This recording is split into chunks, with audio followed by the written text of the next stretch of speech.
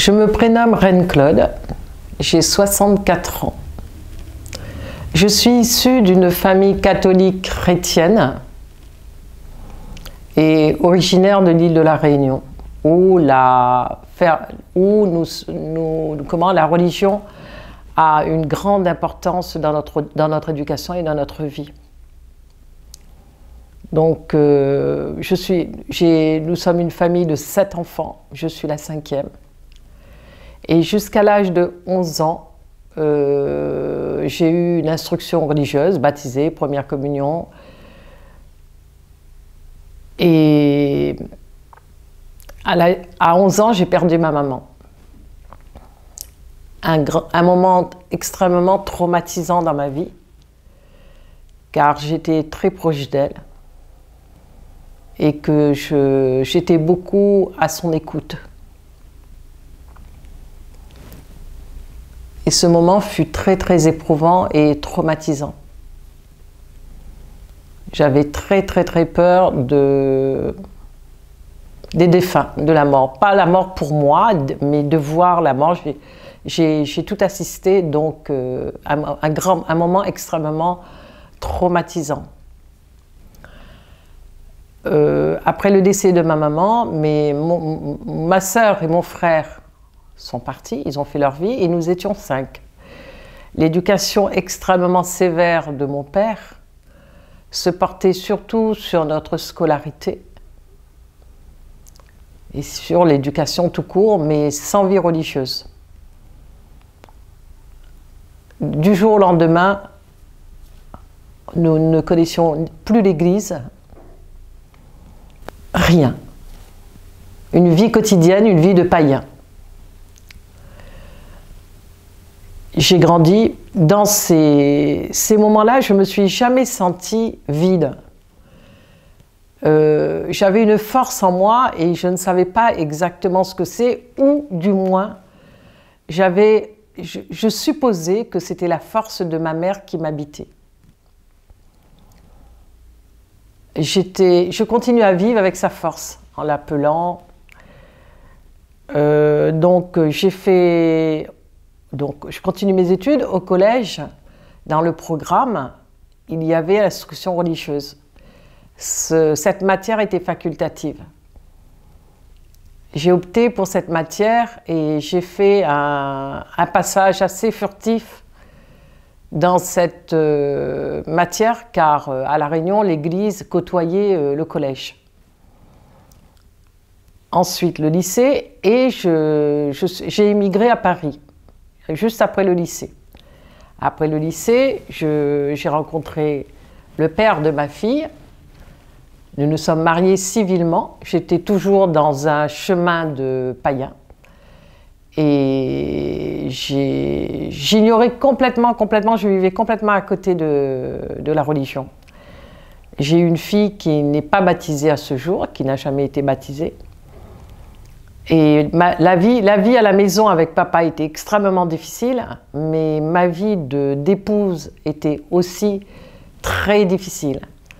Mais au fond, je n'étais pas abattue, jamais abattue. J'avais quand même de la force.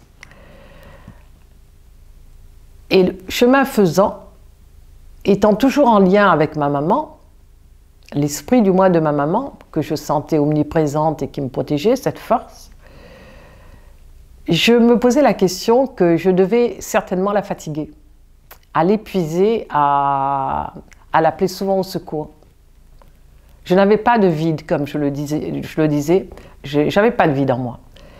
Et là, j'ai commencé l'héritage de ma mère.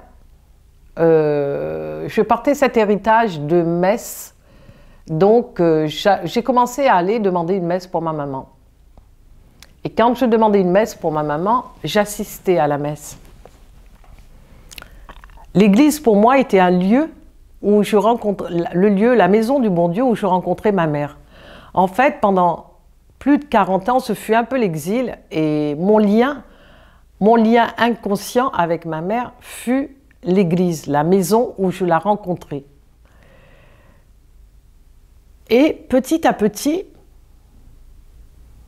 je commençais à avoir une autre perception du divin. Le fil commençait à s'estomper avec ma mère et je commençais à voir ou à entrevoir, à percevoir le divin. J'ai continué à prier pour ma mère et j'ai commencé à ouvrir les oreilles et les yeux, et à ouvrir les yeux et les oreilles, écouter.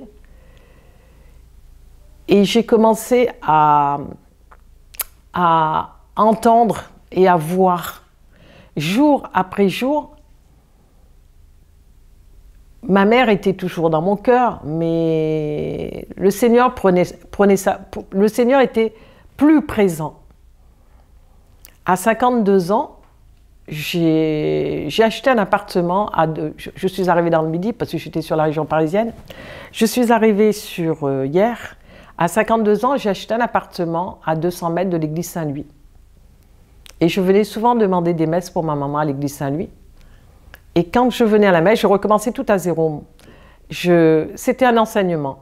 J'étais amnésique de mon passé au niveau de la religion. Le catéchisme, le patronage, la période de scoutisme, complètement amnésique. Je recommençais l'enseignement vraiment, vraiment à zéro. Et là, j'ai commencé à voir que le Seigneur me mettait sur ma route des missionnaires qui me conduisaient. Et je me suis jamais sentie seule, mais je me sentais en présence de Jésus, de Dieu. Cette force, elle était toujours là, mais je suis comme... les épreuves que je traversais, je m'éloignais plus de lui. Je lui mettais à ses pieds, je le déposais à ses pieds. J'ai fait Alpha qui m'a permis aussi de cheminer.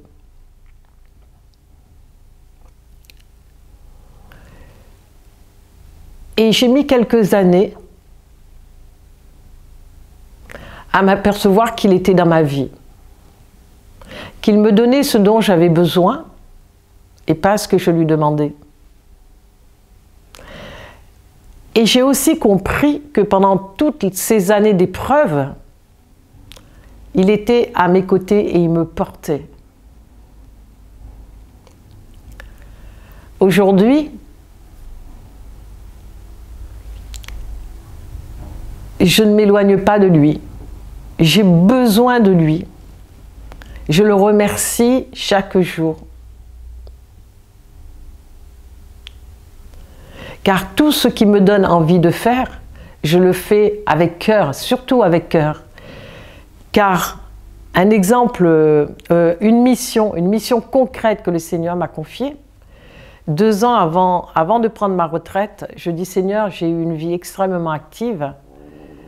Dis-moi ce que je dois faire quand je serai à la retraite. Et le Seigneur m'a appelé par la bouche des missionnaires à la communion Saint-Lazare. Moi qui avais été extrêmement ébranlée par la mort de ma mère, le cercueil, j'ai tout vu, j'ai vu l'enterrement, c'est extrêmement traumatisant. Il m'a conduit et je ne suis pas surprise. Je sais qu'il a fait un travail sur moi, que j'ai avancé. Ces familles en deuil que j'accompagne avec cœur, je dois dire que c'est lui qui parle par moi à toutes ces familles que j'accueille. Et c'est avec cœur que je les accompagne. Moi qui étais ébranlée, qui ne pouvais même pas voir un cercueil, aujourd'hui, je ne vois même plus le cercueil. J'accompagne ces familles et je le fais pour le Seigneur. Voilà, mon rapport aujourd'hui est là. J'ai encore beaucoup de travail à faire pour avancer, car je dois reconnaître que le Saint-Esprit est encore un peu absent dans mon esprit. Mais je me sens proche de Jésus et du Seigneur. Un long parcours,